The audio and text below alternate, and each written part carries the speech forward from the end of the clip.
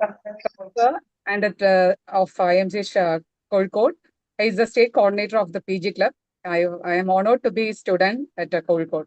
Sir, please have the address. Thank you, Sangeeta. Good evening, all. Respected MKC sir, Amdekar sir, President of IAP Kerala, Dr. Riaz, past President Dr. Jose, Dr. Amdekar, Dr. Nandakumar, Parvati Madam, Sulfi sir, so many senior colleagues, Purushothaman sir. So, PG Club is a very important program of IAP Kerala. And last year, I was coordinating the program. And it was appreciated by so many academicians and postgraduates. And this year we thought that we will have some modifications to attract more PG students. Last year, even though the PG students were attending, most of the attendees were the medical teachers, probably. And this year we are planning to have some more modifications, and we are planning to include POSCIs and CPCs and other interesting programs. So today we are having the inaugural session, and the inauguration will be done by none other than MKC Nair sir, who is my own teacher, and he was the past president of IAP. He was the first IAP national president from Kerala, and he has started the prestigious Child Development Center, and he's known all over India and even abroad. And I would like to welcome MKC Nair sir for this program. And I would like to welcome Dr. Riaz, who is the IAP President Kerala this year. And he is very instrumental in conducting this program in a much better way. Welcome, Dr. Riaz. And today's discussion will be headed by none other than Dr. Amdekar sir, who is, I know him for several years, and he regularly attends our PG training program at Calicut. And also, I am a big fan of his YouTube videos on clinical approach to various situations, his steer videos, and also his awesome concept of conducting CMEs. So I would like to welcome Amdekar sir to this audience. Thank you. And today we have Dr. Jose, who is the past president of IAP Kerala, Dr. Nandakumar, who is my batch classmate and also the president-elect IAP Kerala, Purushothaman sir, who is a regular participant of almost all the PG Club programs, and Dr. Anandakeshavan, who is the scientific coordinator of PG Club, and Dr. Gopi Mohan, Secretary IAP Kerala.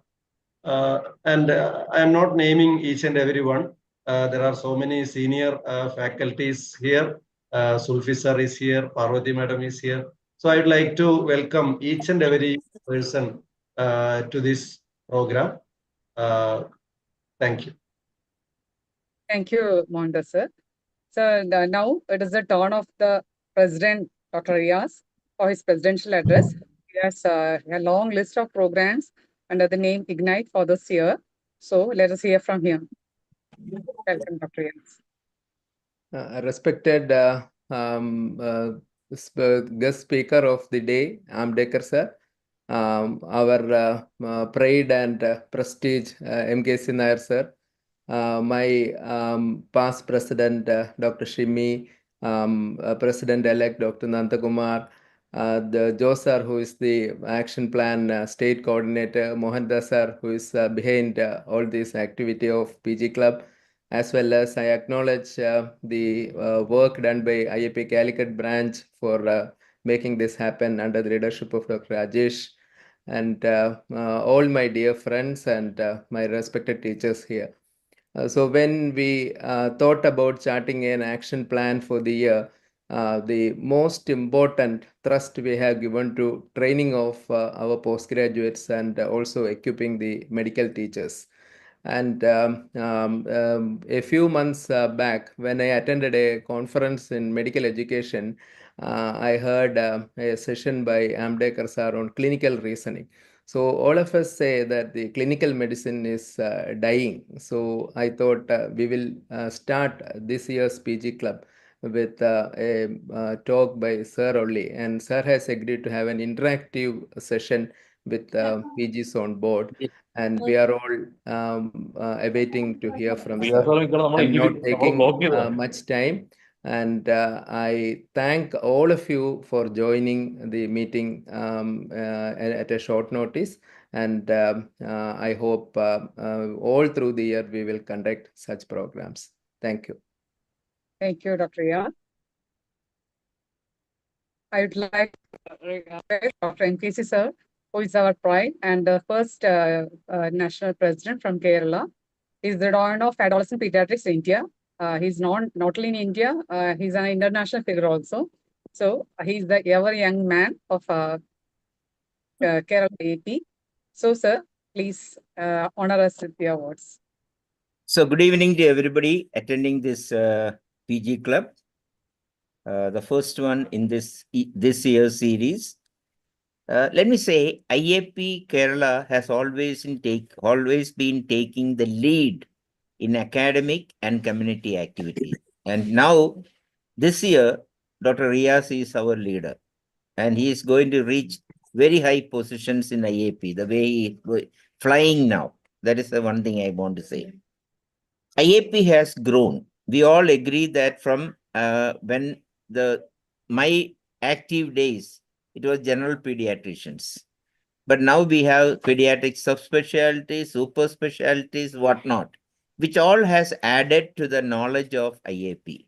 If you remember the IAP textbook of pediatrics, it is the best example of what India has contributed to pediatrics. And I reverence Dr. Parthasarathi because I remember it was in Calcutta airport, Partha, myself, and PSN Menon started the concept of IAP textbook, and we insisted that Amdekar sir should write the first chapter. Always introductory chapter in all the edition Amdekar sir has been writing. We have excellent training program. These are all positives. But IAP is a most vibrant organization all over India, and particularly every state branch. We are having programs by the president's program, national president, state president, and just yesterday I was attending the district president's program. So that means under different names, we have been doing very well. But my only caution and worry is, are we being taken over by the corporate giants and multinational companies? Some bad trends have been seen recently, which I hope suppose most of you will understand what I'm trying to say. I think we need to be little careful in dealing with them. I am not against taking money for academic activities. But if the money is being spent for other activities, then it's not IAP culture. Any amount of money we can take from companies for academic activities, not for our personal activities. That's all what I would say. And the third point, as usual, clinical pediatrics is actually dying. But compared to all other branches, specialties, pediatrics, still there is clinical pediatrics. But slowly, the postgraduates are not so much interested to go by clinical diagnosis. They will jump at even before you auscultate, you jump at for echo. And fortunately, echo is not so easily available, so we have no choice. That's all. So that investigating trend has to come down. And that means we need to have the rationalizing capacity. When you have a child in front, you should be able to do this. And who else other than YK Amdekar to talk about such a topic? Nobody else can, because it's not given by any reference. You refer to any international publication, you will not get a single word on what he is saying, because what he is saying is 50 years of clinical experience summarized into few sentences. So that is the most important part. Y.K. Amdekar, probably the most astute, clinician, a great orator, and above all, a nice human, simple human being. Welcome, sir. We are really proud of having you. Thank you very much. Thank After you. 85, you remember when we did a IAP South, national conference in 85 with the late Dr. Elsie Philip as organizing secretary, myself as joint organizing secretary. That is the time when, all of you were there. And that was a great occasion that we remember. And we want to share the same thing. And I declare this PG Club is inaugurated. Thank you. Thank you very much, dear sir. So now we'll hear from our President-elect, Dr. Nandakumar, sir.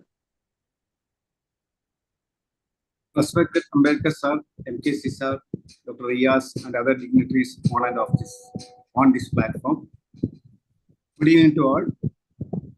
As you asked, already MKC sir already mentioned, this PG club is very important in nowadays, because nowadays we know the quality of teaching of the pediatric, especially all other especially pediatrics. I think we have to stress on this clinical.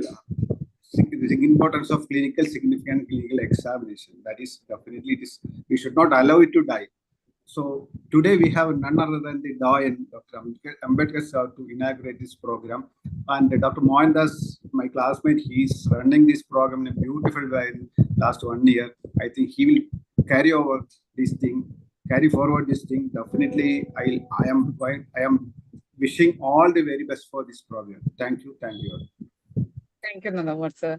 And now, Dr. Joso, a former past state president and the person who started the PG Club, will speak to us. Thank you, Dr. Sangeeta. First of all, I wish you all of you the Happy New Year 2025. And today, the program, the doyens of our father, teacher of pediatrics, Dr. Amdekar sir is there. Today, the chief guest of MKC sir, President President Dr. Riyas, Secretary Dr. Gobi Mohan, and President-elect Dr. Nandakumar, Dr. Sangeeta, to the convener of the program, Dr. Amdekar, Dr. Mohandas, and all the teachers who joined, our past presidents who joined, our regular the participant faculty of our BGP program, Dr. Purushottam sir. And I think when we are again restarting our PG Club program for this is the third year we are going to start our PG program. When we are going to discuss modification we have to make this PGD program, even though we are conducting regularly last 2 years, but we find that some our PG students need a exposure to the faculty from outside Kerala. So, and we need a more important test on the clinical skill for the PG student to acquire the knowledge in how to approach a case scenarios. That's why we decided to have the faculty from outside Kerala. That's why our doyens of the pediatric teacher, teacher of teacher, Dr. Amdekar sir, we invited here to inaugurate the first program of this year under the PG Club programs. I think Dr. Riyas and team are doing a wonderful activity this 2025, and I also thank Dr. MK sir taken all the steps to inaugurate the program of 2025 PG Club program. I wish you all the best. Jai Hind. Over to Dr. Sangeeta for further proceedings. Joe, now our secretary, Dr. Gobi Mohan, will offer the vote of thanks of this program. Respected Speaker Ambedkar sir, our President Dr. Riyas, dignitaries on the dais, I take this opportunity to thank Dr. Amdekar sir, the doyen pediatrics, consented to be the first of operation of this PG class. I also thank Dr. Riyas for starting the PG class. My heartfelt thanks to Dr. Mohandas for doing a wonderful job conducting this PG class, and also to the office bearers of Kottayam, Dr. Rajesh Sajida. And I also thank Dr. Joseph and Dr. Nandakumar and all others for giving us the valuable support and opinion. And last but not least, A big thank you for MKC sir for inaugurating this PG talk and giving his valuable suggestions. It comes out of this experience and it's very helpful for us in future and for the youngsters who are coming. Thank you all once again. Thank you, Dr. Gopi Mohan. The official program of the inaugural function is over. Now, I would like to ask Dr. Amdekar sir, our past president, to introduce the speaker. Very good evening, respected State President Dr. Riaz, today's chief guest, great teacher Dr. MKC sir, and today's great doyen of teachers, our Amdekar sir, all other dignitaries on the dais and digital platform. Is very happy to be organized this program as a scientific coordinator of this program. Consecutive 3 years. Last 2 years is well attended, appreciated by so many teachers and students. Today, we are lucky to have Dr. Riaz carrying out the program, one of his action program. So thank you, Dr. Riaz, sir, for taking up this program. I think there is no need for introduction for the Amdekar, sir. We know him last so many 30 years, and he is in the field for more than 50 years, as MK sir rightly mentioned. A great teacher, academician, orator, and a simple human being. He was the past national president of IEP in 1995, and he had various capacity. He worked at Grand Medical College, Vadia Hospital, JJ Medical College. So he's a great teacher. And a lesson learned from grand rounds. Only one book is needed. How much he is clinically oriented. As a teacher, we are seeing problem with the arts and science of clinical teachings, bedside teachings slowly going on. So now it is time, like people like Amdekar sir, to teach how to take a history and how to demonstrate a clinical science, everything. I remembering his hit and miss. If you are taking a proper history, then investigate, then you will really reach a good diagnosis and you can treat the patient. If you are starting from the reverse, not looking for signs and symptoms, and improperly doing investigation, you will miss the diagnosis. I think it is his book, hit and miss approach of a clinical patient. So with these words, we are very lucky to have Amdekar sir here. Amdekar sir visited Trishur also. On behalf of the organizing committee, I invite you, sir, to deliver your lecture, your class. Over to Ambedkar sir. Thank you very much, Dr. Kesavan. MKC, I have known him for 4 decades or more. Dr. Riaz and Dr. Mohandas Nair, thank you very much, all of you, for giving me this privilege and honor to start your PG Club sessions this year. And I am very, very happy and grateful to all of you for doing this favor to me. Now, all that I want to really look at is 1 minute. I'll just share my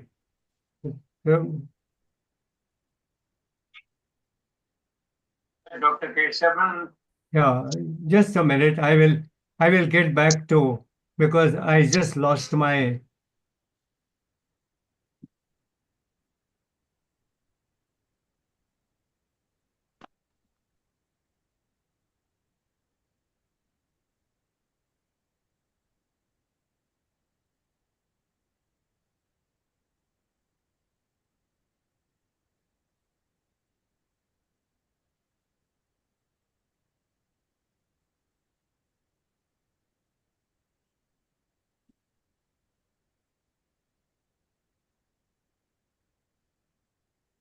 Am I audible?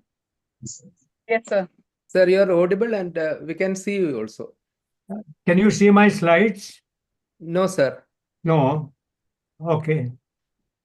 We can see your screen, sir. Okay. All right. I'm not sure now. Yeah, now Possibly. it is there, sir. Yeah. Can Yes, you see it now? Now it is seen. Yes, sir. Yes, sir. Okay. Very good. Sir, another thing is we have some of the postgraduate students to be present.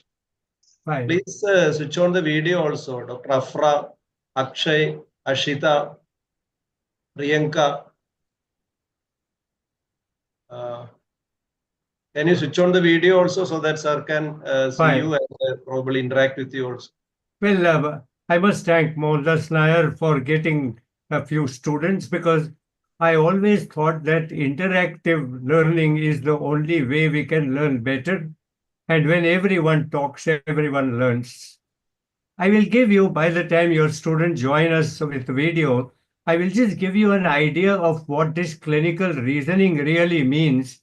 And I think we will look at thereafter an actual application of these clinical skills in which your students will certainly like to interact.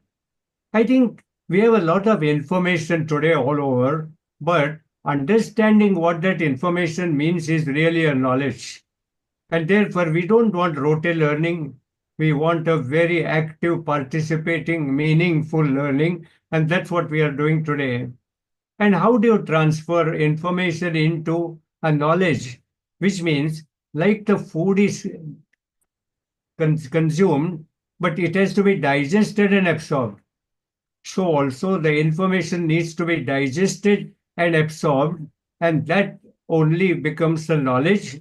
And once you have a knowledge, all along you need to think, and then you are able to take decisions and make correct judgment, and that is what is called wisdom. Well, many of us have not yet attained the wisdom, but let's try to attain the knowledge. And only when you have a repeated practice, then only you can be perfect. You start retaining what you have learned, and then you know how to utilize it. And I think I want to remind the clinicians that wisdom, yes, besides cognition, has a lot of moral and ethical undertones. And it is not the product of schooling, but it is a lifelong attempt to keep on learning. And therefore, friends, all of us are still students.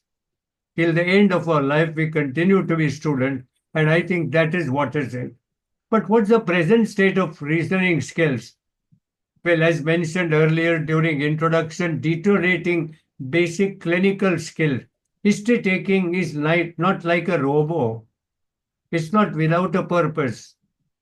We always get through the slipshod physical examination. We are over dependent on tests. We do the test to search the diagnosis. The tests are not meant to search the diagnosis. Tests are meant to confirm or rule out what you have made out as a provisional diagnosis. And enticing advances have taken place, which has really superseded totally the clinical reasoning skill. And today I feel a high-tech medicine has replaced a high-touch medicine. People don't even touch a patient and look at the reports and start diagnosing it. And I think that's how we end up with polytherapy. Polytherapy indicates more of ignorance and not the knowledge. And I think we need to be very, very careful that we are able to communicate and counsel only if we have attained these clinical skills. Otherwise, it's a devoid of holistic care. Having said that, if you do not develop the clinical skills, then it has an impact on patient care. You have a management without diagnosis. You learn through too many tests. Often you have a delayed diagnosis or a misdiagnosis, and you end up with polytherapy with many drug interactions. What's the outcome? The patients are dissatisfied. They are spending much more. They have lost and no trust or faith on the doctor. There are arguments and legal suits. And with deteriorating professional image, all of us are stressed. We are literate but not educated. We are not updated. It's not ideal for the society. And I think, therefore, I am going to harp today's interactive session on learning clinical skills. And what does it mean? Let me again warn our PG students that history is not history. History is a thought in action. What does it mean?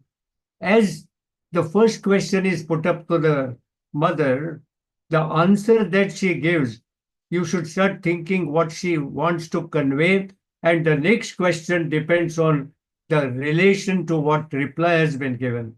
And that's why it is a thought in action. As you take the history, you keep on thinking what could be the problem and what should be the next question to be asked. And unless we develop this skill, we will not be able to get the detailed history. And I am convinced over years that it's only the analysis of a detailed history which should lead to a provisional diagnosis in majority of the patients. Once you get a provisional diagnosis on the history, before you touch a patient, you put down on one side what physical findings do you anticipate, and then start comparing the actual physical findings. If you find there is a disparity between what you anticipated and what you got, you again go back and review both the history and physical examination. And friends, that's the way to learn medicine. The history should anticipate what physical findings you should get. And if you don't have this kind of a correlation, then start learning where you made a mistake, either collecting the information and analyze the history, or whether you made a mess of a physical examination. And then plan the rational investigations as per the need, minimum investigations, focused investigation. And then again, do the same. Put down what are the anticipated abnormalities on investigations and try to compare the expected and actual results. And this is the way you will find learning medicine and learning clinical skills. This alone will plan a rational therapy to arrive at a final diagnosis. I hope we have understood our way of thinking. And don't forget, every doctor has a responsibility to document what you have been saying, communicate properly with the parents or the patient, and also counsel. This is a part of our medical profession, and it's not just the science of medicine, but also the art of medicine. I think having done this, now I will request your students who have volunteered to come and interact with me. Please answer. Okay, I will not put a question to a particular student, but any one of you can answer. And when you answer, please put on your video as well, so that we have eye-to-eye contacts. And I think that's very important part of interaction. So let me start with actual case scenarios, and I will make students to think and give a provisional diagnosis, often on history alone or only on a very salient physical examination finding. And I have chosen some cases which will need your thinking and a good analysis more than just your knowledge of medicine. And let's start with the first case. Now, this is a 10-year-old healthy child who presented with high fever one evening, and it was followed by acute breathlessness the very next morning. This boy came back from the school. These are not virtual cases. These are actual live cases that I have seen. He came back in the evening and he complained of high fever. Next morning, he was acutely breathless and he required to be hospitalized. Would any student start talking? What does this simple 2 lines on the first slide make you think? Any one of you. Don't hesitate. Okay, the best way to learn is to make a mistake, but don't make the same mistake again. There are so many mistakes one can do. Even today, I can do many mistakes. So any one of you, please put on your video and start talking. I'll give you a clue. Note the age, 10-year-old, little older child. Note healthy child. So he has been perfectly well. Perfectly well, healthy child comes with a high fever. One would have said, take some paracetamol and go home. But he develops acute breathlessness within next 12 hours. Any thoughts? Yeah, put on the video, please. Diphtheria. Would somebody talk? I'll ask a point blank question. Okay. Did you ever expect that this child would get breathless in 12 hours? Something different is happening, right? Now, what does this acute onset of breathlessness mean in a healthy child? He has had no trouble in the past, and you would have said acute onset of breathlessness is often physical problem, like an inhaled foreign body, but not at this age. A pulmonary embolism, very rare in children. So the next possibility that occurred in 10-12 hours is an immune-mediated response. Okay, this is not just an infection alone. The cause may be whatever. No doubt there has been a high fever, so cause may be some acute infection or acute inflammation. But what is more important to learn in this child is an acute breathlessness is often vascular or physical, foreign body, or a sudden development of a pneumothorax, an accident, or an immune-mediated disorder. So now, obviously at this age, it's not a foreign body. And had it been an acute pneumothorax, he would have had a reason for that, and the story would have started with pain. This is unlikely a vascular pulmonary embolism that's so rare in pediatric age group.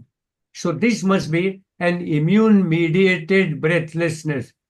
And this is obviously not a cough or a wheeze, so it's not a bronchospasm. It's not an acute onset asthma. Moreover, asthma doesn't start with fever. Therefore, you did expect a pleural effusion straight off on this very first two sentences. You get the gist of how we thought about it. We started thinking about acute onset, and infection per se never starts acutely. What starts acutely in clinical medicine is physical, as I said, accident, yes, vascular, yes, neurogenic, yes, metabolic, yes, or immune mediated. This child obviously has neither metabolic cause, nor vascular, nor neurogenic, nor physical. It must be immune mediated. And therefore, sudden onset of breathlessness is a collection of pleural. That's what you found this. Okay. You would have expected a pleural effusion in this child just by knowing that acute onset problem is never a primary infection. Why this immune response? It could be immune response to an infection or whatever, or it could be autoimmune. That's the next stage. But you could have anticipated a pleural effusion. And now my, again, question to you is that chest X-ray confirmed pleural effusion. Okay, and pleural fluid was tapped. It showed 120 cells, 85% polymorphs, proteins are 75 milligrams. Now, what is your action? Are you trying to suggest antibiotics? Will you consider troop drainage? Would you consider VATS? Come on, any student. Come on, keep on talking. My dear students, if you talk, you will never forget to make the same mistake again. It's good to make mistakes during your training period. So come on, start talking. Anyone? Come on, don't. I hope I'm not intimidating you. Okay. I want to help you. I want to give you suggestions. I want you to talk. I want you to make thinking. Okay, come on. I can see three of you there. Yeah, anyone. Come on, talk. Sir, first of all, we have to differentiate whether it is an exudative or a transudative pleural effusion. Very good. So what is this? This is obviously an exudate, right? Yeah.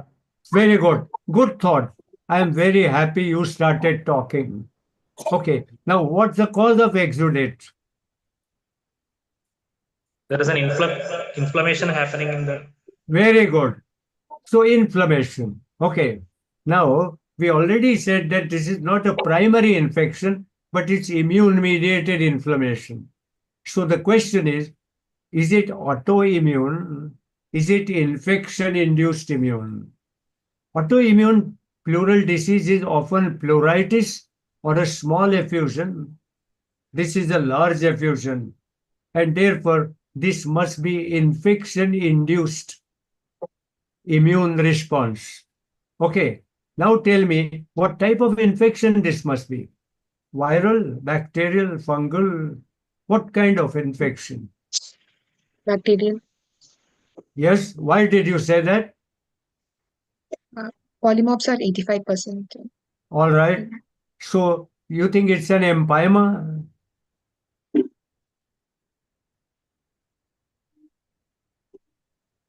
Come on, anyone. Are you considering empyema and therefore you rush in to put in a tube drainage or even do a VATS? The fungal infection. Come back again. So the point is, you have a pleural effusion, you have an inflammation. It's not autoimmune inflammation, it's infection-induced immune. Now, if it was an empyema, it should never have come up without first developing pneumonia, and pneumonia gets complicated to develop empyema. It takes few days. Pneumonia itself takes 2-3 days at 10 years of age to start breathlessness. It's an insidious onset. It's not an acute pleural effusion. Then the pneumonia is poorly treated.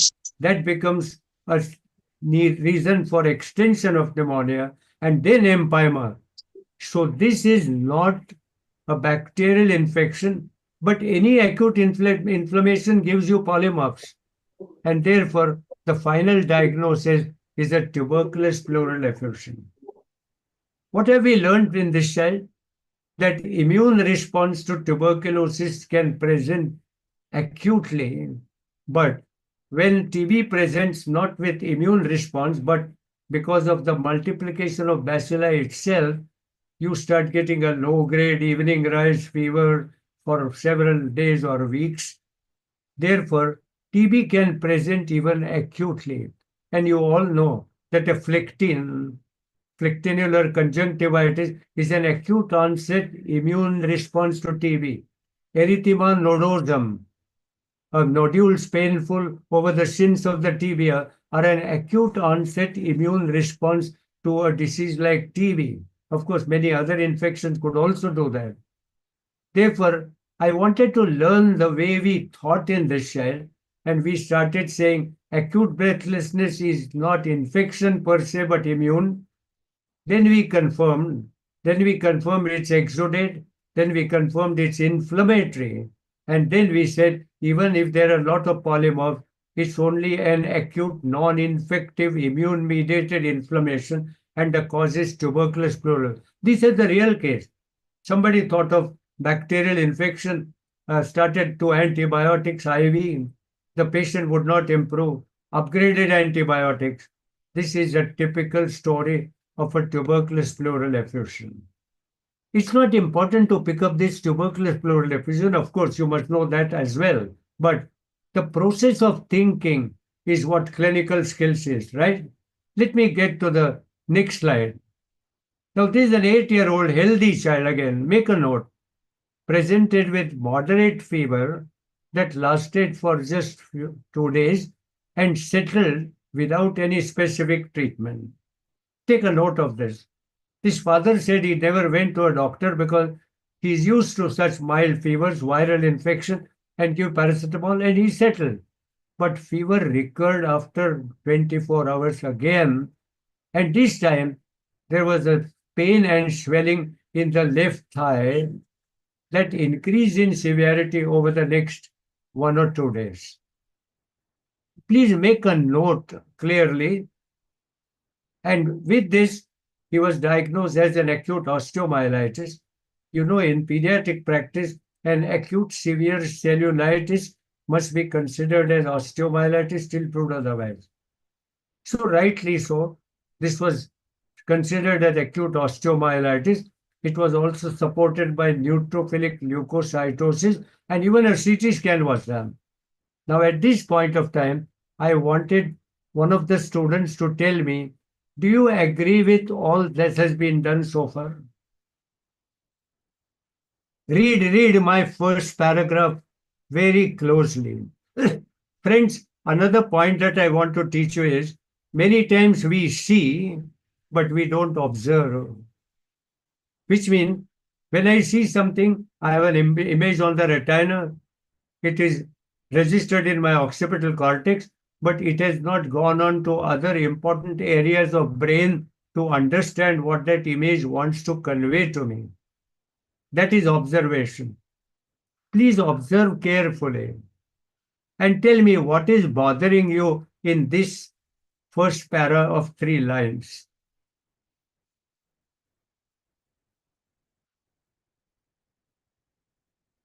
I will give you a clue. What happens subsequently is swelling of the thigh, osteomyelitis is fine. But how was the onset of this osteomyelitis? The fever disappeared completely. Does osteomyelitis end up with self-limiting fever? Impossible. Yes. Now that's the point to recall. This is another real case which was hospitalized in a 5-star hospital in Mumbai. And the child was kept for 1 month with many other things to be done. If you carefully looked at it, then you realize that what looks like acute osteomyelitis, why should the fever disappear only with paracetamol and remain normal for 24 hours? It cannot happen so in a severe infection like osteomyelitis. I'm sure all of us know this, but none of us thought about it. Yes, none of us thought about it. Can That be is any the other infectious agents other than osteomyelitis, like Lyme's disease. yeah. So now look at what happened actually in this child. IV antibiotics for 5 days, no response. Repeat tests showed higher leukocytosis. Aspiration tried, did not reveal any bacteria, but histopathology confirmed it's an inflammation. Antibiotics upgraded, consulted ID specialist, hematologist, immunologist, surgeon. Okay. The point that was missed by everyone was this looks like an acute bacterial osteomyelitis, but the onset has not been like an acute bacterial infection. And therefore, this was what is called as an immune-mediated osteomyelitis. Stop antibiotics, just give NSAID, and there is a condition where you get such benign recurrent osteomyelitis. But the story is these children are in between normal. They get fever, the fever disappears, fever comes again. What is immunology? Immunology is like an allergy. And what is allergy in clinical medicine? A sudden appearance, sudden disappearance, and also recurrence. This could be a beginning of a benign multiple lesions coming up and known as a benign recurrent inflammatory osteomyelitis, not infective. It's not important to diagnose this condition. You may not have heard about it. But my whole idea to put up such cases is to make you think. And I'm sure all of you have read this first 3 lines, but you did not read carefully what it meant. And therefore, onset of a disease is most important in trying to analyze the history. And if you miss the onset in this child, onset was not like an acute osteomyelitis, and therefore it was enough to say, I don't know what it is, but it's certainly not an infective osteomyelitis. Let's get to the next case. A 2-year-old child presented with high fever and irritability for last 4 days and occasional vomiting. There was no other symptoms at all. Take a note. high fever, irritability, and occasional vomiting for 4 days. Any thoughts so far? Meningitis, All bacterial. right. Okay. Could it be meningitis? Why? The high-grade fever and irritability are associated with the occasional vomiting and suggestive of. Very good. But the point is, had it been a 2-year-old with acute meningitis, he would have been irritable, yes. He might have vomited one, but he would have worsened over 4 days if not treated. Okay. This cell did not get worse. In fact, this cell did get antibiotic, was investigated, but there was no response at all.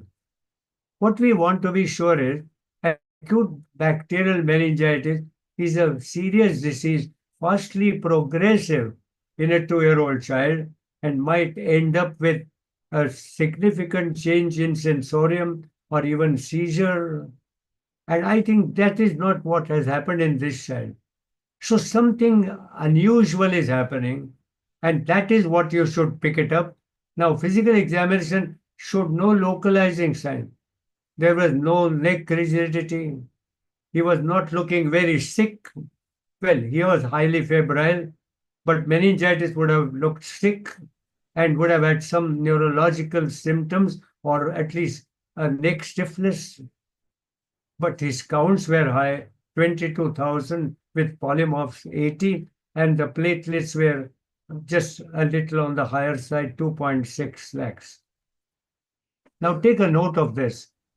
What action would you do? Would you do a CSF in this child and send for culture? Would you look at urine examination? Could it be a UTI? One of the non-localizing bacterial infection could be UTI in a 2-year-old child, and he may have had some obstructive uropathy. Secondary to that, he came to you with a severe UTI. Any thought, any of your students? Give a thought, doesn't matter. So it can be any other sepsis like urosepsis, but since we are planning to start on antibiotics, it's always better to do a CSF study and then start an antibiotic so that we will be able to rule out meningitis as well, and we'll be able to cover the other infections as well. Very good. I like that you are coming out with your views. The first thing to learn is to talk. And I'm very happy you are doing it. And you would have done a CSF in this child. There is no doubt at all. Because you can't just miss out something which could be dangerous only on your great clinical skills. But we already noted that it looks unlikely to be meningitis, but medicine, anything is likely, and you can't just go about with your own great clinical skills. But you must have done a CSF, and I'm sure it was done, and it turned out to be a Kawasaki. The point is, irritability is also a feature of Kawasaki at that young age. Kawasaki is a multi-system involvement. There are also, if this cell or CSF was done, it could have shown some few cells because there is also meningeal inflammation. If urine was picked up, urine also would have shown few pus cells. And of course, this child over another few days may come out with conjunctivitis, purulent conjunctivitis, could have come out with glossitis, scalitis, could have come out with a single cervical lymph node. Well, that happens over time. Today we know Kawasaki must be considered with 4 or 5 days of fever, and today the experts feel that 3 days of high fever and irritability in a young child of 2-year-old without any clue of a bacterial infection or a viral infection, you need to look at a disease like Kawasaki. And because this may have a bad prognosis if you do not interfere with IVIG, etc. Point again to remember is what looks like meningitis on a detailed analysis looks certainly unusual meningitis. That's enough for us to know.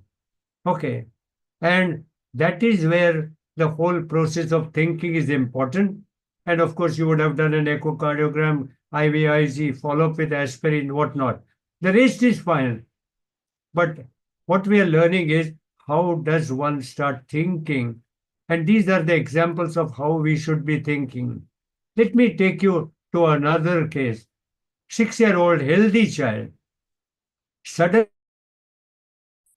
He suddenly screamed as if he was afraid of something and developed a generalized seizure which lasted for 10 minutes, followed by drowsiness for 20 minutes. There were no other symptoms. The development was normal. There was no past or family history of seizure at all. Take a note of every small little thing. Okay, again, learn to see every word that I've put up here on that. He's a child. Starts with screaming. Okay, and develops a seizure. Seizure lasting for 10 minutes, followed by drowsiness for 20 minutes. What does it mean? So, any thought now? Come on. Give a thought. Doesn't matter if you're wrong.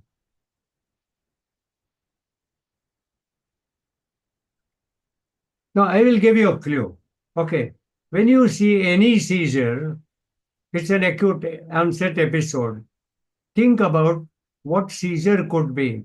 And the seizure could be acute symptomatic seizure. It could be a remote symptomatic seizure, or it could be an idiopathic seizure like an epilepsy. Okay. Now, this is a healthy child, 6-year-old. We are not going to call it idiopathic epilepsy first episode lasting for such a long time. He is a normal child developmentally, so he doesn't have a brain damage previously to cause a remote symptomatic seizure. So this is an acute symptomatic seizure. Okay, you got the point? Acute symptomatic seizure. What is acute symptomatic seizure? An acutely developing illness which has caused a sudden seizure. Right? Now, in the first slide, first case that we discussed, I said what happens suddenly in medicine is never an infection. I said it's physical. Obviously, this is not a head trauma. Okay. Then I said it could be metabolic. Why should a 6-year-old child suddenly develop an acute metabolic syndrome? Unusual. Again, acute metabolic seizure is often seen in earlier age group, and the story starts with vomiting, seizure, drowsiness. Okay. But this child recovered completely. So it's unlikely metabolic. So the question is it immune, but there is no obvious fever?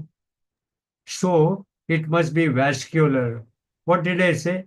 Acute onset symptoms are physical, neurological, vascular, metabolic, or immune. The previous discussion on earlier case was an immune-mediated pleural effusion.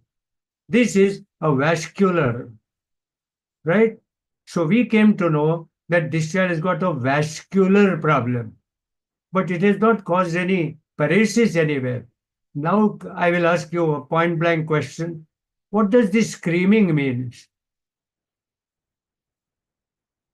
Any story screaming? You must have seen many children coming with seizure. No, before the onset of seizure. Okay. So what does scream? Anyone? Screaming is an indication of a focal seizure. This is an aura. So the point we learn is this was a focal seizure with generalization.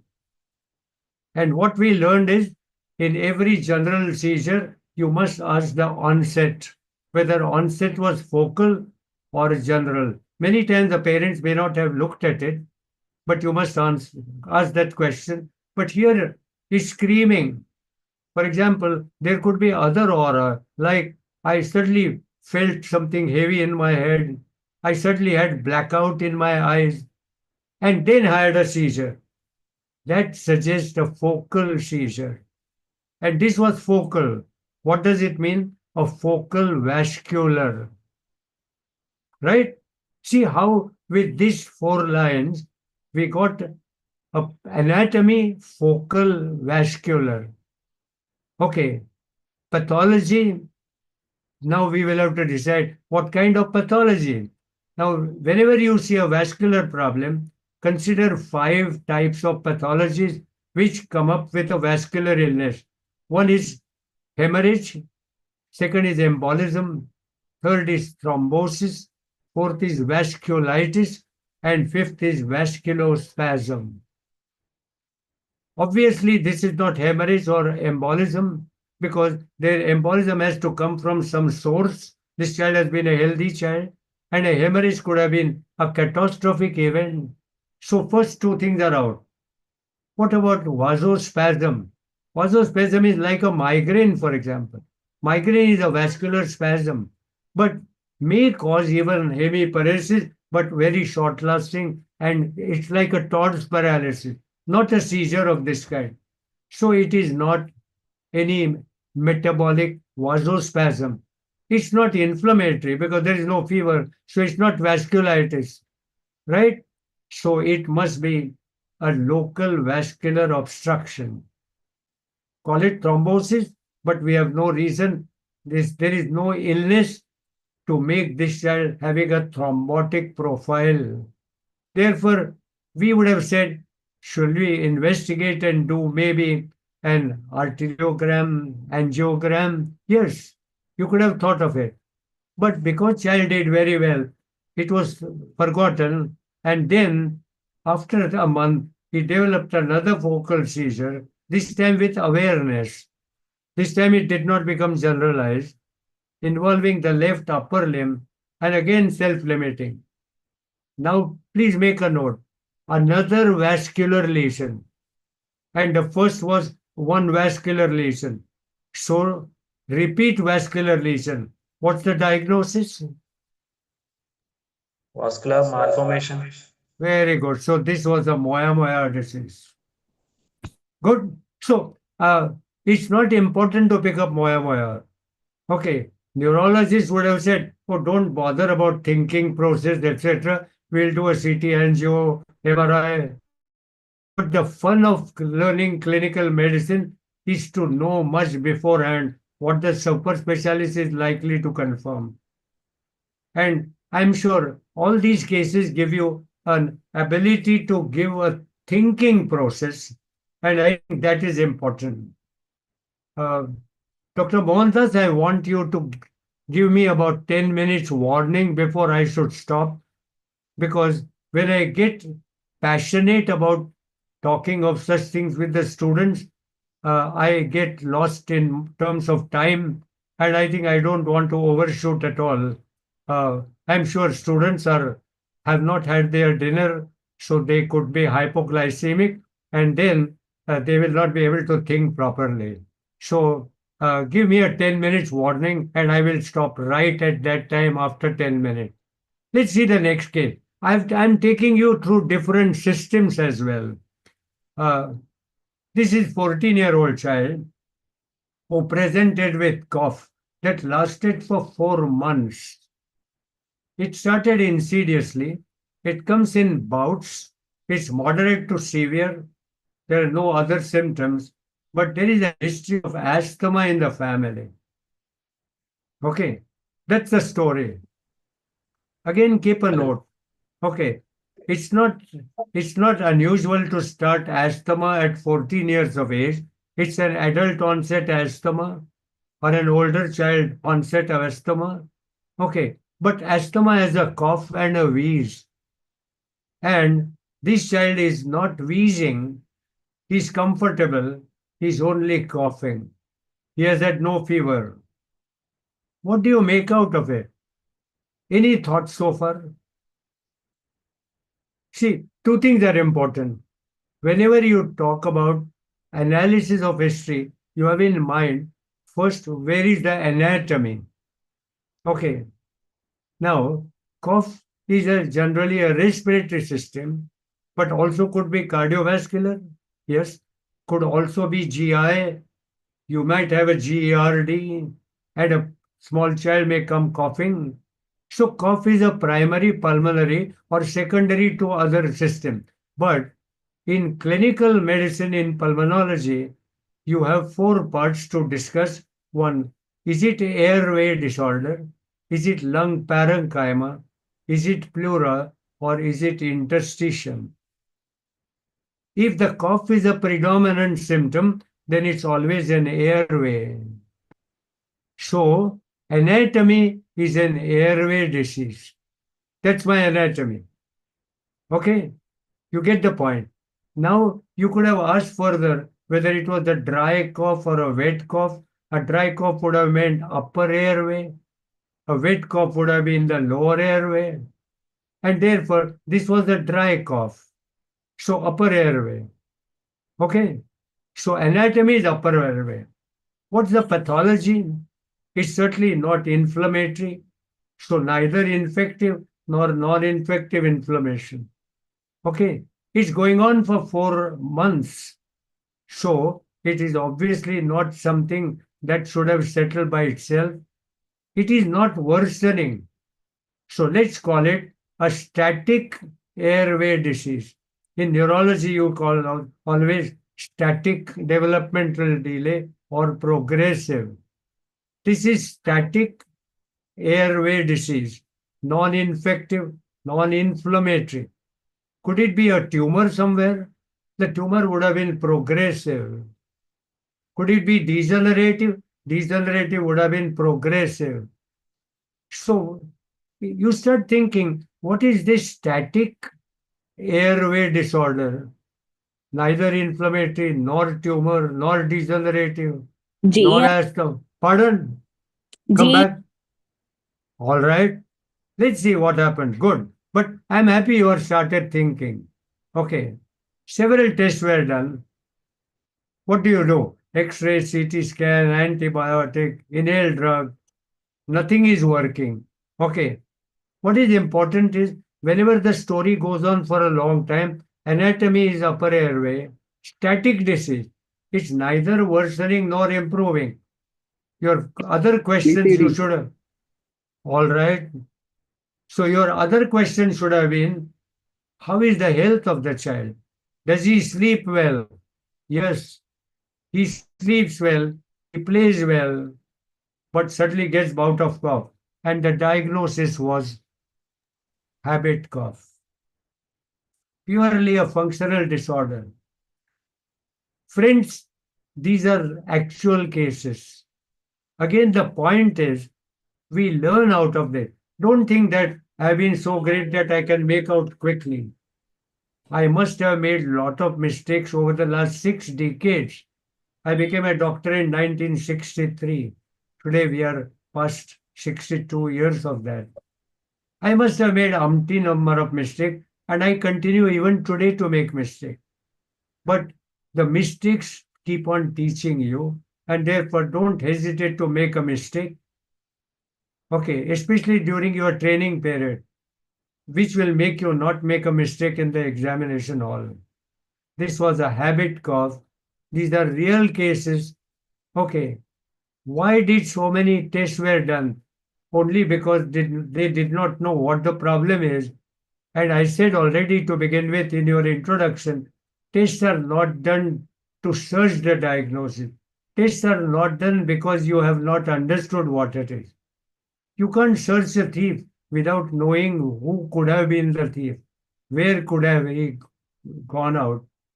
And I think that's the work of medicine, and that's what I'm saying. So this was a pulmonology case. The last one was a neurology case. Now let's see this.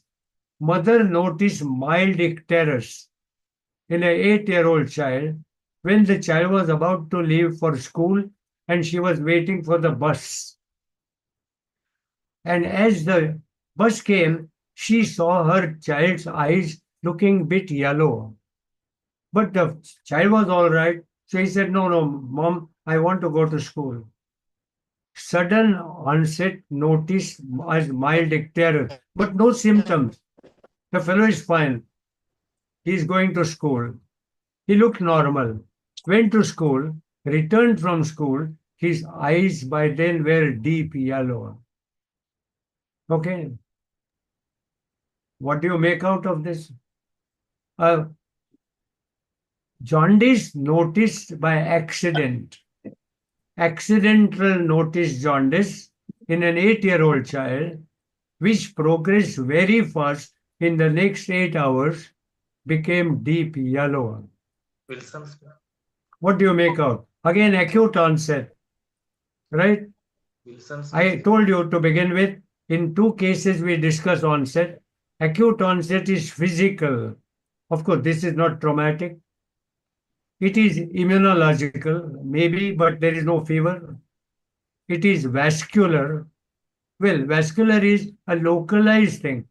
If it's a liver vasculature involved, then it doesn't cause jaundice, because jaundice in a liver disease means more than 80-85% of hepatocytes are damaged. So it's a generalized hepatocyte disease. Vascular is localized. Yes, come back again.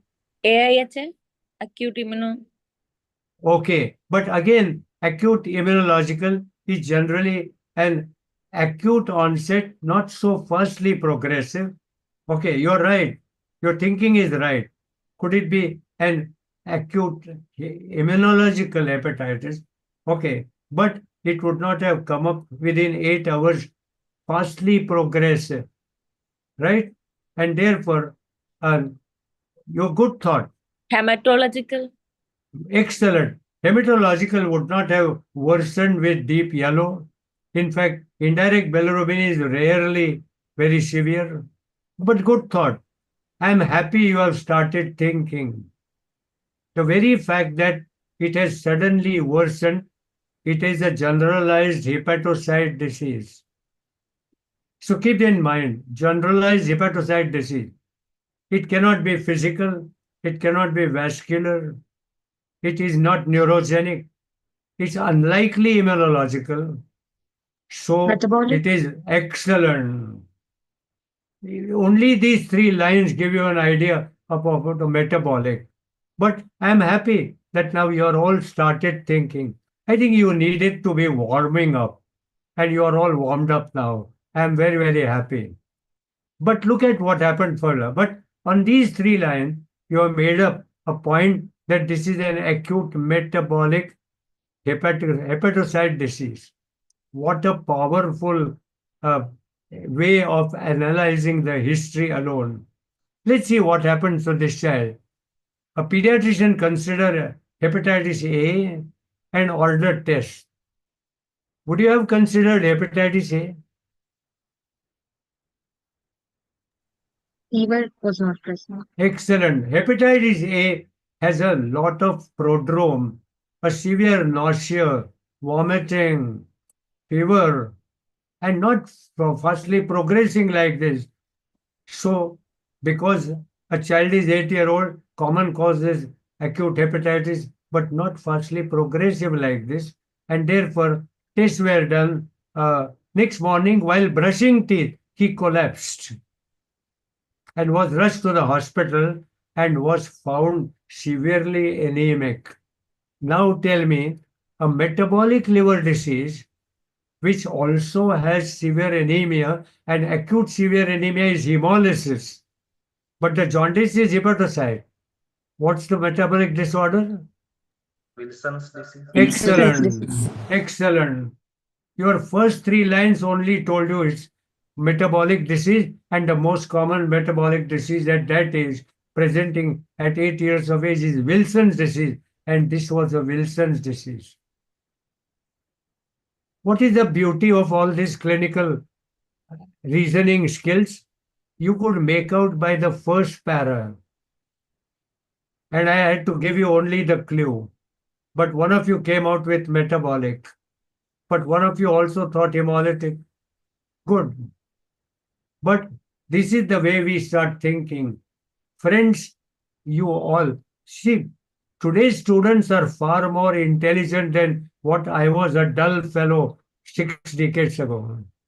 Okay, today generation is very intelligent. but they have stopped thinking. They feel enamored by advances in medicine. They feel there is no need to think. And friends, tomorrow you will have artificial intelligence. It's already knocking at our door. Don't believe it. Use your own intelligence. Artificial intelligence will not solve many problems. So this is a liver disease we talked about. Let me show you another 6-year-old child, female child, who presented with recurrent episodes of hematuria. Make a note. Over the last 6 months, each episode lasting for 3 to 4 days, and it was self-limiting. The child was normal in between. Again, think very cautiously about the entire first paragraph, and physical examination was NAD. Do you know what is NAD? What is NAD? Do you use that?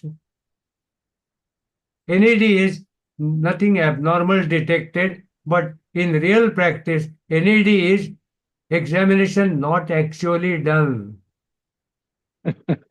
Okay, that is NAD. Anyway, forget about it. Now, any thoughts on this? I see this child in between episodes looks very normal, healthy.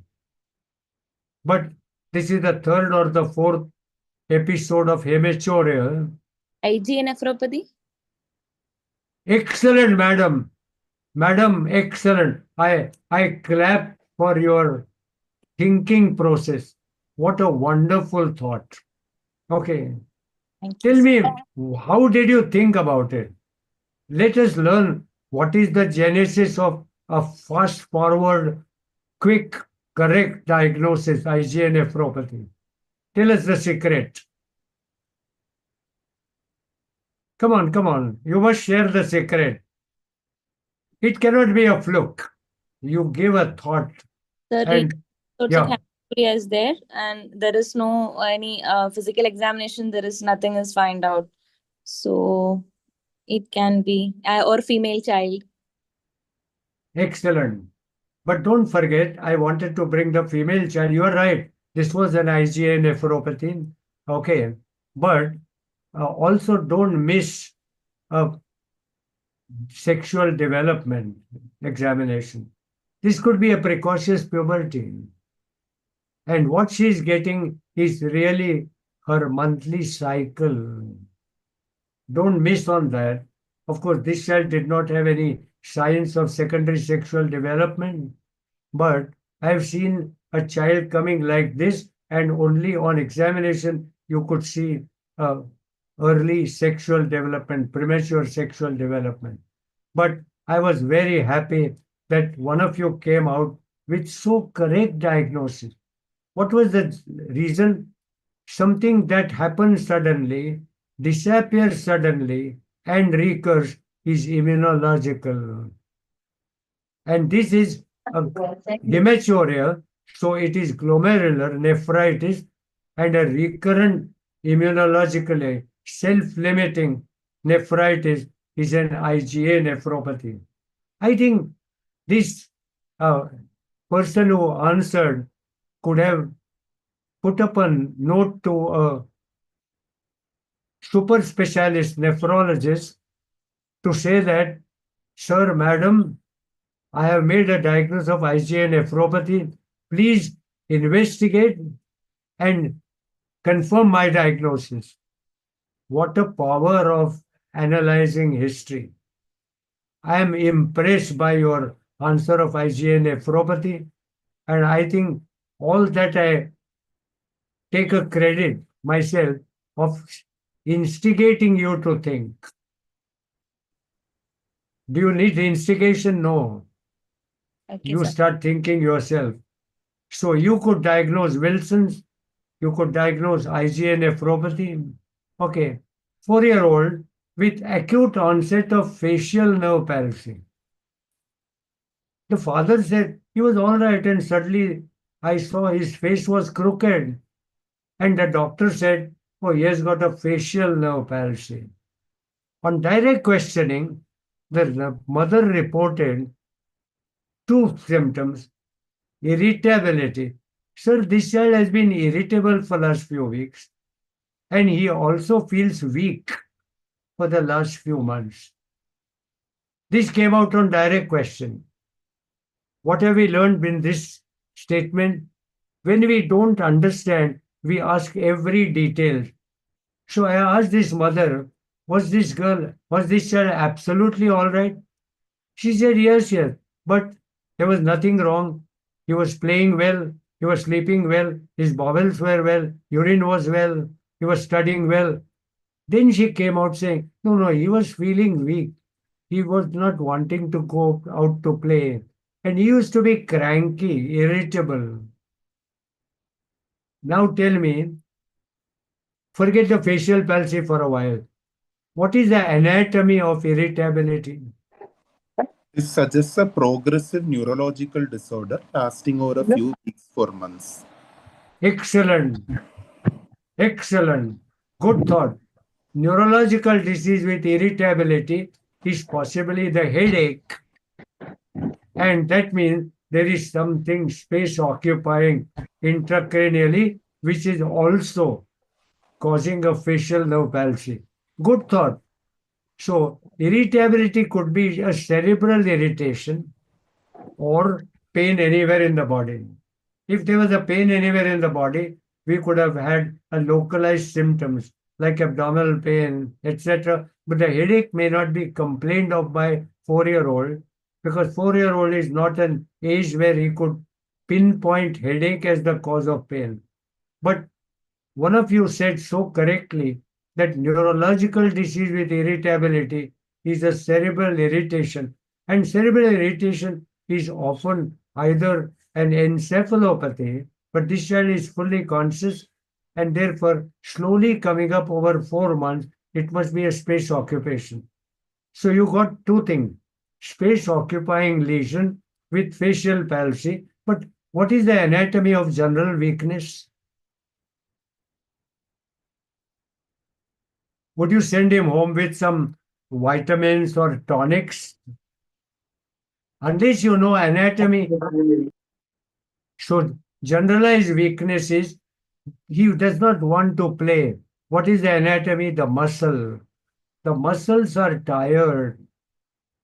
And what's the common cause of tired muscle? One is muscles are not getting enough oxygen. But he would have been tachypneic coughing, or he would have had a cardiac problem, palpitation, etc.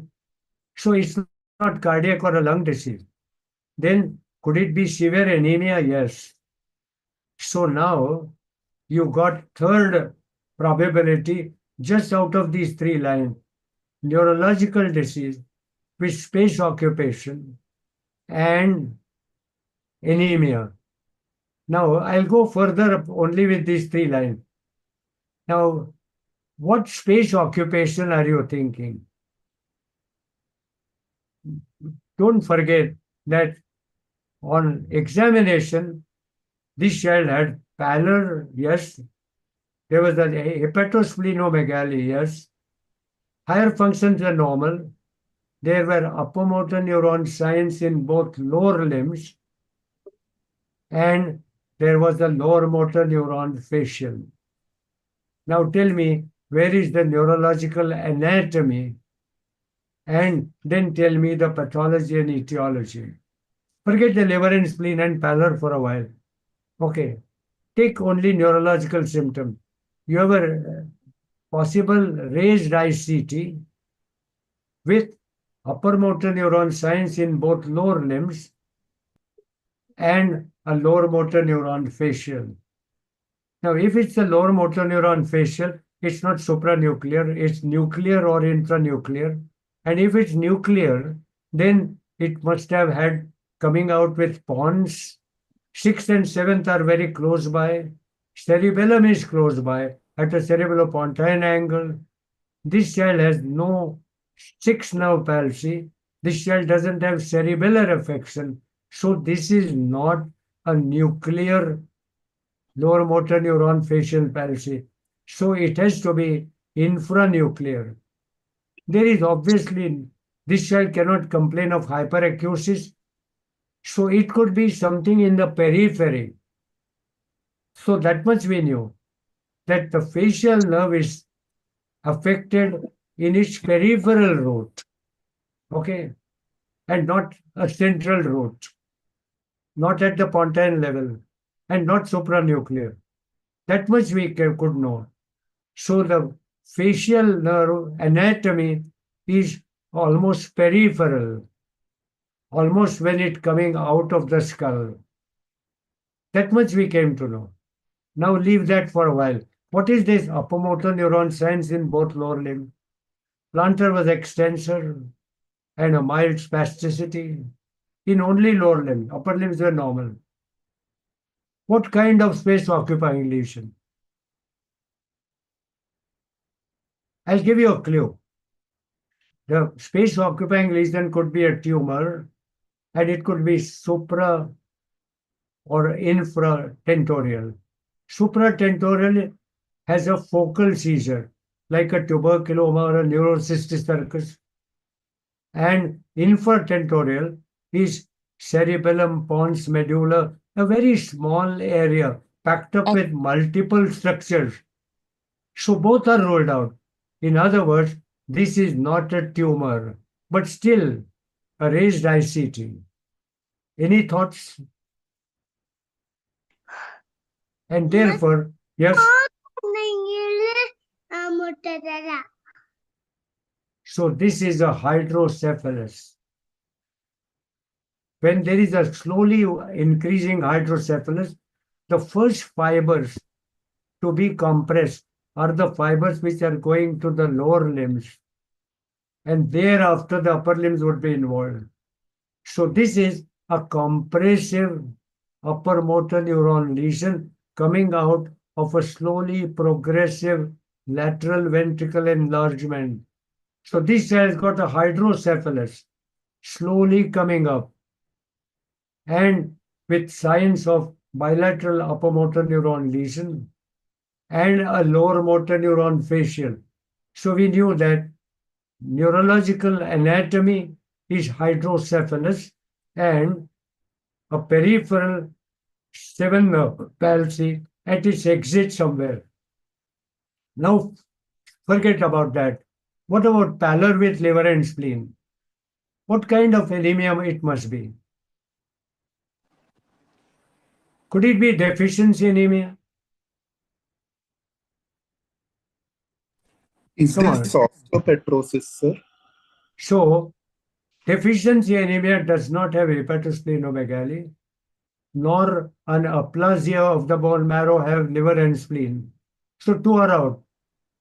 Which severe anemias have a hepatosplenomegaly? One is ineffective erythropoiesis. exactly infective. So you are talking about a congenital hemolytic anemia. But this 4-year-old child is an acute onset problem. Pallor is probably for last 4 months. So no congenital hemolytic anemia of a severe degree is going to start just at 4 years of age. And therefore, this is likely to be a bone marrow infiltration. Two types of anemias cause liver and spleen. One is hemolytic anemia and the other is bone marrow infiltration. Like a leukemia have liver and spleen. Okay. But this is obviously not leukemia. So what is this infiltrating? Now, take a note. Something is infiltrating the bone marrow, which means infiltrating the bones, right? And also causing hydrocephalus and facial nerve palsy. What does it mean? Skull bones are also involved. And the limb bones are also involved. You get the point? Again, a thinking process. And this turned out to be an osteopetrosis. Osteopetrosis often fools you with neurological finding because the skull bone is involved and the exit pathways, like the ventricles getting out of the intracranial compartment or a vessels coming out or a nerves coming out, will get compressed by the foramina. and therefore this is an osteopetrosis. Forget about the final diagnosis. I'm teaching you how to think, and a combination of neurology with hematology. We saw in the Wilson disease, combination of hemolytic anemia with hepatocyte disease. Such combination must strike you a probable syndromic diagnosis, and this was an osteopetrosis. Friends, I'm sure Dr. Mohandas Nair has been very kind to me, not to warn me about my exceeding time, but I am aware of it. I have almost, it's 8:45 now, and I was told to shut my mouth by 9 o'clock. Okay, therefore, let me just make a summary of what we learned today. And therefore, first thing we learned was a clinical reasoning needs critical thinking. And after first 2, 3, 4 cases, I think every case one of you students did interact with me and interacted very well. And 2 of you came out with a flash diagnosis, a Wilson disease, metabolic hepatological disease, and an IgA nephropathy. I am amazed to know that all that you need is a motivation to think. And friends, don't depend on external motivation. Develop an internal motivation. And once you develop that internal motivation, you will start thinking every time anybody says anything. And the history taking is a process of critical thinking, and I have called it a thought in action. And you are all doing it very, very well. As a postgraduate student, you have not yet learned all this, but this is your developmental stage. And you know how development is so important in infancy, in toddler age. Friends, your post-graduation is at an infancy and toddler age. And this is an age you develop well so that your base is strong and you will do excellent. This is what we call it as a steer concept.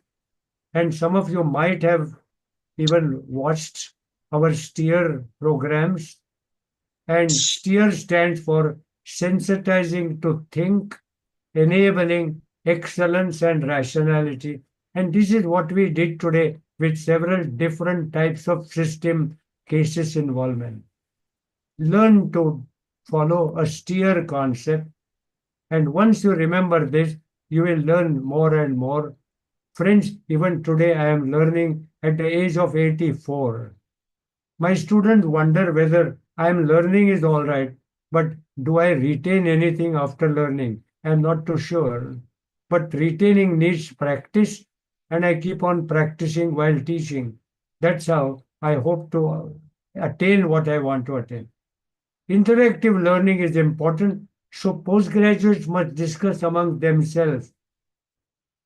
Friends, I want you to remember that patients are the best teachers. Well, we are all there just to show you the direction. But patients teach, and therefore, all the books that me and my group have written, we decided to write on the first page of the book that we learned so that patients suffered, because of which we learned. And we are thankful for patients who suffered that made us learn. And that we will use it for the next patient and relieve his suffering. William Osler said 120 years ago that medicine is a science of uncertainty and art of probability. Friends, it is true even after 120 years when Osler said that. So don't feel scientific advances have made us wiser.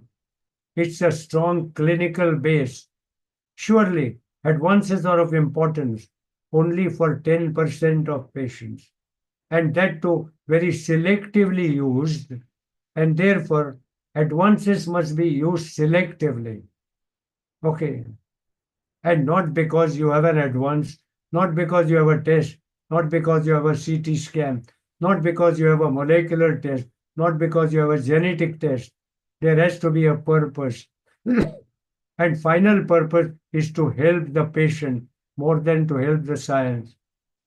Lastly, let me remind you that artificial intelligence is a data-driven modality and it cannot replace human intelligence because human intelligence has creativity and a critical reasoning ability which is most necessary for higher level tasks.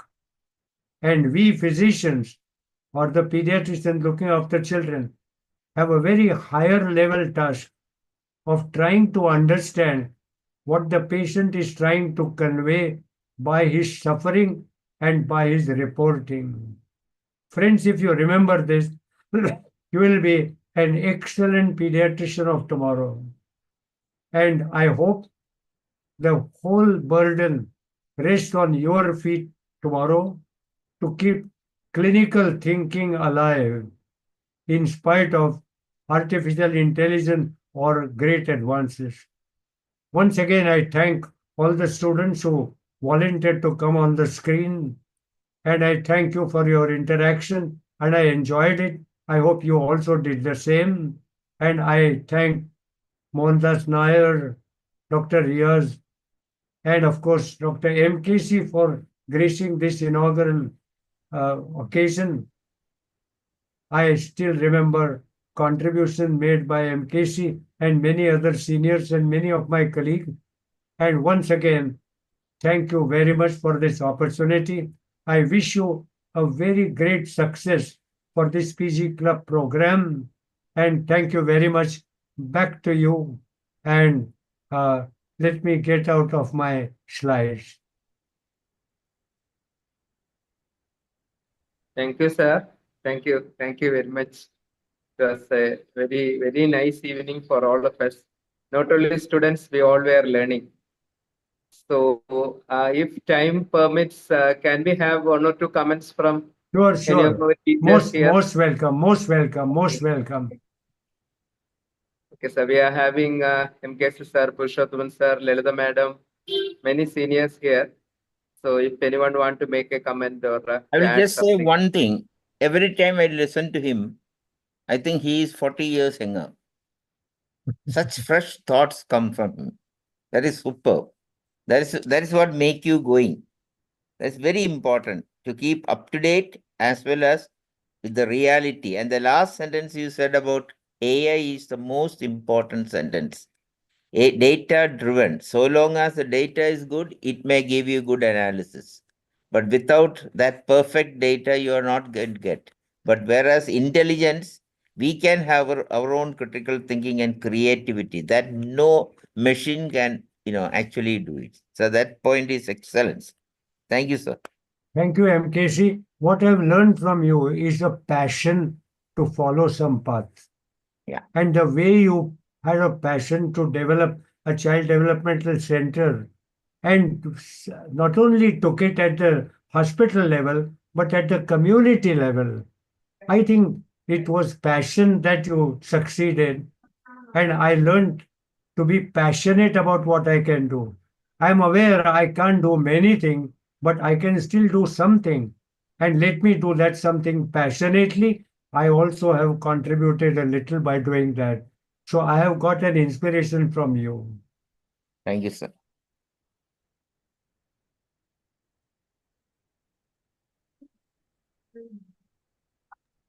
So, any more comments?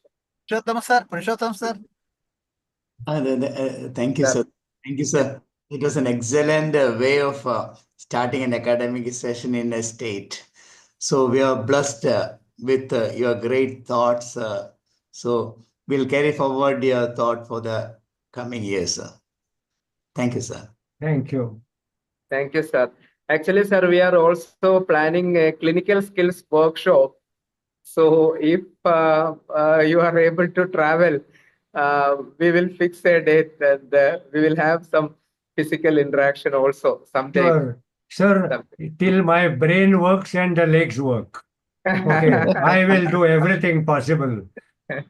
Thank you very much, sir. Thank Sure, you. thank you. Okay. Lalita madam is here. I think, madam, if you want to say it. Okay. So, Parvati madam is there. Parvati madam. Parvati ma'am. Parvati ma'am.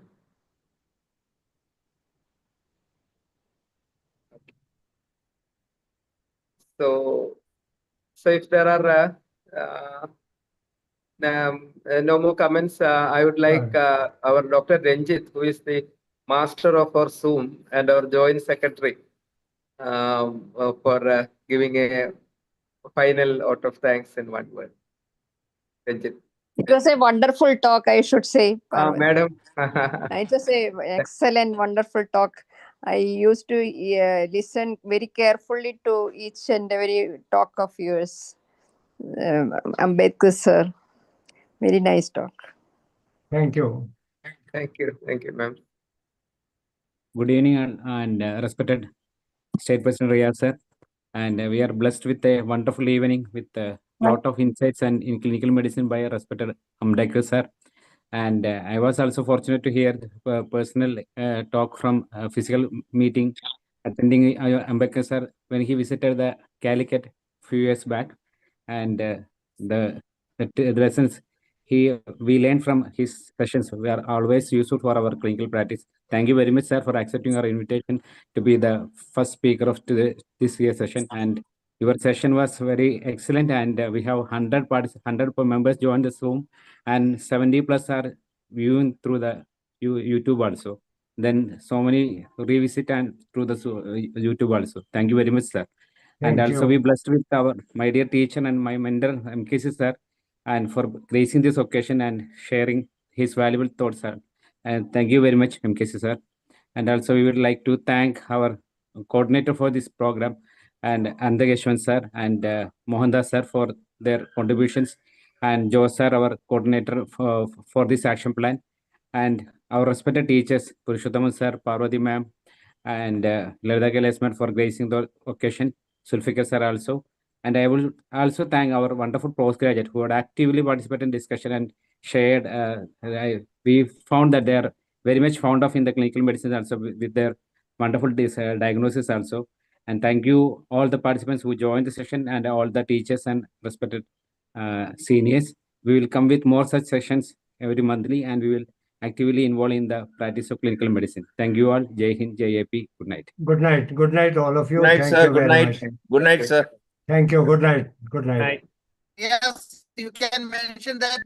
What is our plan? Next week, their plan is PG Club is there. You can mention. So, okay, next week, because of the Pedicon, we are not having the club. But after that, from 16th, every Thursday, we will have a club. It will be either a case discussion or a thematic lecture or an OSCE session. Or we are also planning to have a CPC also when such a case comes. So we will have sessions every Thursday without any break. Okay. Thank you, everyone. Thank you, everyone, for joining. Good night. And all. Thank you, sir. Thank you. Good night. Good night. Good night. Good night. Good night, sir. Thank you, sir. Thank you, sir. Thank you, sir.